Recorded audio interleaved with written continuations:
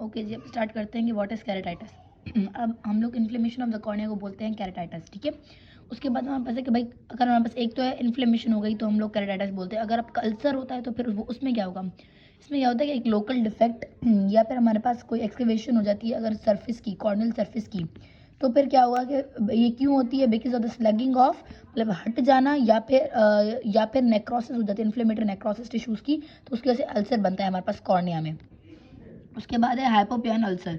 हाइपोपियन का मतलब क्या होता है कि भाई इसमें पस होगा, ठीक है। अब पस होगा तो इसमें it is a corneal ulcer जिसमें हमारे पास एक्सुडिएट फॉर्मेशन या हाइपोपियन की फॉर्मेशन होगी इन द एंटीरियर चैम्बर। हाइपोपियन हम लोग बोलते हैं इस तरह के एंटीरियर चैम्बर में कोई पस मिले हमें, क्यों होती है, बिकॉज ऑफ द एसोसिएटेड आयरोडोसाइक्लाइटिस, ठीक है।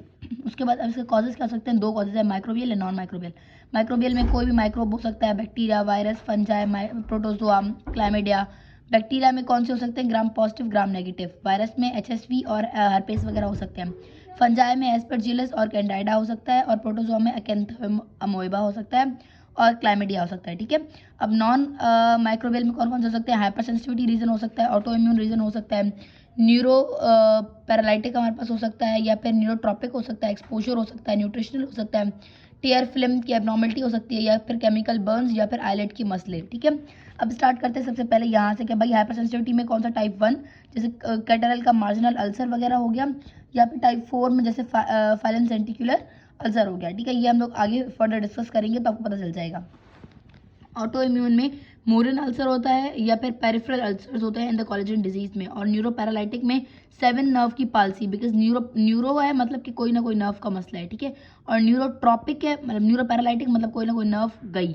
और न्यूरो पैरालाइटिक हो, अगर न्यूरोट्रॉपिक होगा तो उसमें हमारे पास क्या होगा कि ophthalmic division of the trigeminal.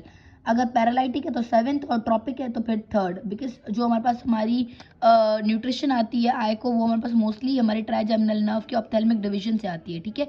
तो इसलिए ट्रॉपिक वाला अगर अल्सर होगा तो ophthalmic division of the trigeminal, और अगर पैरालाइटिक होगा तो 7th नर्व। उसके बाद है कि जन एक्सपोजर कैरेटोपैथी। एक्सपोजर कैरेटोपैथी के नाम से है कि हमारी आई एक्सपोज्ड है तो कौन सी कंडीशन में हो सकती है, प्रोपोप्टोसिस में हो सकती है।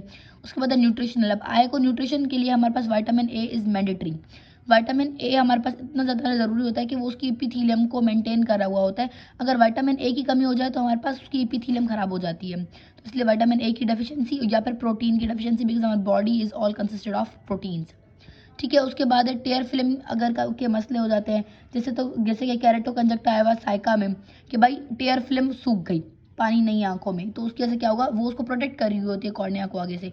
अगर हमारे पास टेयर फिल्म नहीं है तो फिर क्या होगा कि हमारे पास that is expose to the antigens, जो बाहर से हमारे पास कंटिन्यूसली एक्सपोज हो रहे हैं, बिकॉज हमारी आई क्या है, एक ओपन चीज़ है जहाँ से हमारे पास एक्सपोज हो सकता है, ठीक है।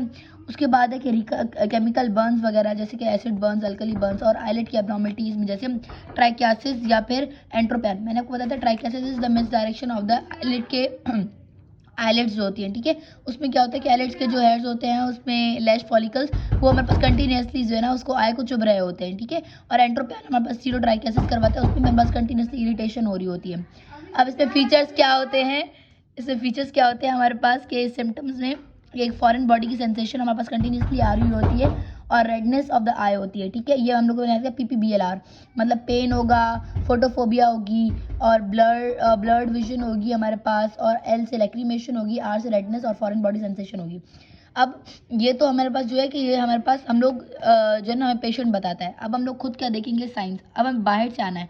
सबसे पहले है कि पंक्टेट एपिथेलियल एरोजन्स और पंक्टेट एपिथेलियल केराटिटिस, ठीक है, और सब एपिथेलियल इन्फिल्ट्रेट्स होंगे। सबसे पहले एपिथेलियम में एरोजन नज़र आएंगी, उसमें हमारे पास इन्फ्लेमेशन नज़र आएगी। उसके अलावा एपिथेलियम से नीचे सब एपिथेलियम में इन्फिल्ट्रेट्स नज़र आएंगे, और कॉर्नियल इन्फ्लामेंट्स नज़र आएंगे कुछ।